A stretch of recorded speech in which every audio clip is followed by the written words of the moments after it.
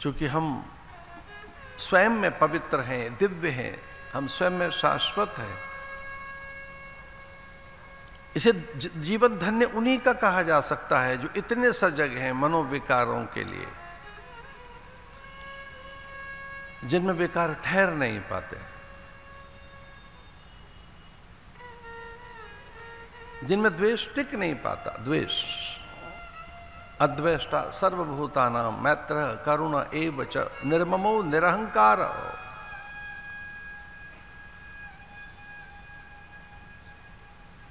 ये अमृताष्टक कहा गया गीता में। गीता में 18 अध्याय हैं, उनमें ये 12वां अध्याय, 12वें अध्याय में भी 13वें श्लोक से लेकर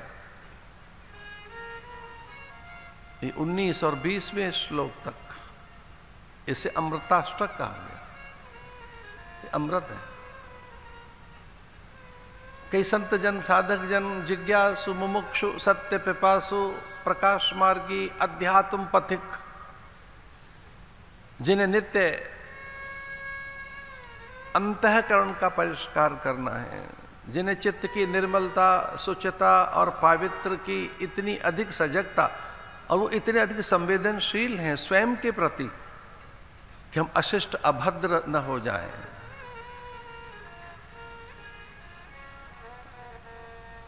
हम भद्र ही ग्रहण करें। भद्रम करणे भी शृणुयाम देव, हम केवल भद्र ही ग्रहण करें। यद भद्रम तन्न आशुभ, जो व्रती हैं, दृढ़ प्रतिज्ञ हैं कि हमारे अंतःकरण में कुछ अभद्रता, हे कोई विचार न आने पाए। यद भद्रम तन्न आशुभ सवितर दुरितानि पराशुभ। दुरितानि, जो सही नहीं है वो हम न रख सकें उस विचार को, क्योंकि विचार विकृति पैदा करता है। हे विचार, निंदनीय विचार, विजातीय विचार, उसे क्रोध आ सकता है, उसे मलिनता आ सकती है, द्वेष आ सकता है, उस विचार से राग आ सकता है। इसलिए सुखाशय में कोई भी विचार हमारे भीतर अशांति, उद्वेग न पैदा कर सके, हमें आंदोलित न करे, हमें उद्वेलित न करे। इतनी सजगता रखनी होगी आपको जीवन के प्रति कि कोई विचार विकृति न पैदा करे, विजातीय विचार, हे और निंदनीय विचार। भक्ति के आरंभ में यही तो है।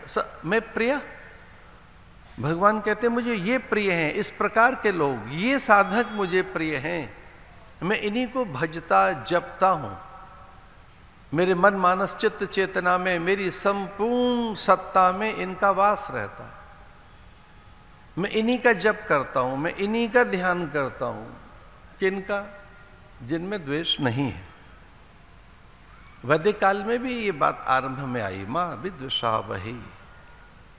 मां माने नहीं, हम में द्वेष न रहे, मां विद्वेषावहै।